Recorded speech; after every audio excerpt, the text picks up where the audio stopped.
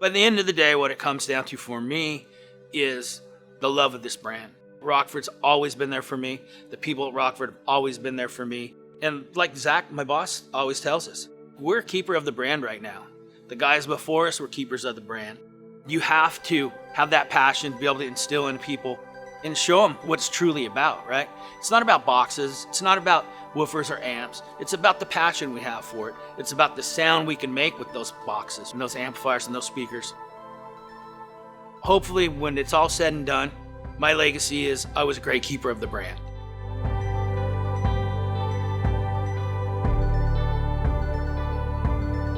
I'm Greg Cobbs, Rockford Fosgate, motorcycle audio manager. One of the things I love most about being an installer in car audio is I'd get that big stack of product in the morning.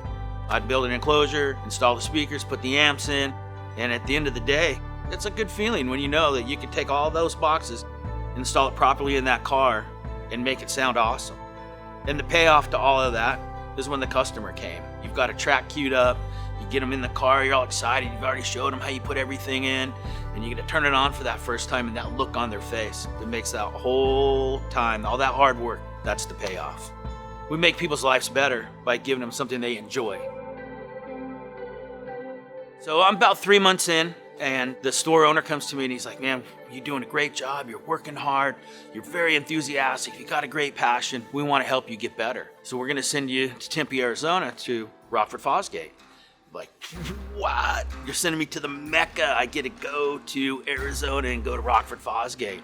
And it was kind of a big deal, right? Not everybody in the shop got to go. You had to kind of prove your worth. That was a huge deal for me. So I come to Rockford Fosgate and I get a class, and I learned more in that 2.5 days that we were here in Arizona than I had learned up to that point, and that set the hook. I couldn't get away from that. So I get back from Rockford. We had this opportunity. This young man decided to build a really cool mini truck, and we spent the next 3.5 months building this truck. 4 Pro 18s, 4 Pro 12s, 4 Power 1000s, dual OEQs. For being so new in the industry, that was definitely over the top build. It fast tracked me into high-end car audio. Started 6 months ago as a welder, and now all of a sudden I've been to Rockford and I've been trained, and now I've had a super fast high-end training of custom work. They decided to move me to the downtown location to run the shop down there. There was 2 car stereo stores side by side. The head installer at the store next door to me happened to be Mr. Brian Schmidt. Everyone knows Brian's history with Rockford. He worked here for 10 years, RTTI instructor extraordinaire, ran the Top Gun program for Rockford, built some of the best demo cars that have ever been built, arguably. And we became fast friends. Even though we were competitors, we would help one another. I'd have a question, he'd have a question, work together. I started working at a place called the Hi-Fi Shop, 45 minutes north of Salt Lake City. Brian came to work with me at the Hi-Fi Shop, and that's really when things came together for me, career-wise. We built this truck, and Vega pays to ship it all over the country and pays to fly us to these shows. We're meeting all kinds of new people, and we're watching this guy by the name of Mark Fukuda. He's winning every SPL contest, he's winning sound quality, and we're watching what he's doing. We decided, we can beat that guy. We're gonna build something, we're gonna beat that guy. That was our goal. So Brian purchased an Astro van, we're working on it together, and about halfway through, he realizes we're just in too deep. And so instead of him paying me like our original plan, I got half of the van. So we go to our first show, World Finals in Houston, Texas. We're super excited, and we end up taking second to Mark Fukuda. You know, it's tough. You sink every spare nickel you have into something, every ounce of energy that you can muster to build the thing. Then you scrape together enough dollars, borrow a truck, borrow a trailer, to drive to Houston, Texas, all the way from Salt Lake City, Utah, to take second. It's not a good feeling. It's a lot of soul searching on the way home. A lot of what ifs, could haves, what ifs. But you know what we always came up with was a better plan. We can rebuild it, we can come back stronger, we can come back better. And we did it, year after year after year.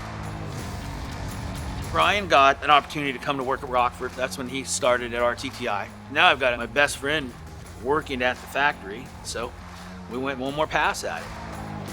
We show up at the show, and we do our number, set the world record, and we have to come back and tie that number or beat it to make it an official world record. I don't think I've been that nervous in my whole life. 5 hard years of work leading up to this one point in time. We hit the button. We beat that number we'd originally did. It was 173.4, I think. We did it. We finally did it. We're over the top. It was just an incredible feeling. When you've worked so hard for so long for something and to actually achieve that goal, there's no feeling like it. And to know that I had the support of the entire company. And from there, the van just kept getting louder. In one season, I set and broke the world record over 7 times. 2000, 2001, I was the SPO Competitor of the Year for Rockford Fosgate. An opportunity became available to become the Rockford Rev and work in the Rocky Mountains, and it just felt right. I'd never really been a sales guy. I'd sold a ton of car audio just because I'm passionate about it. I can tell people it works in their car and they genuinely trust and believe me. But now I got to go start selling to the stores.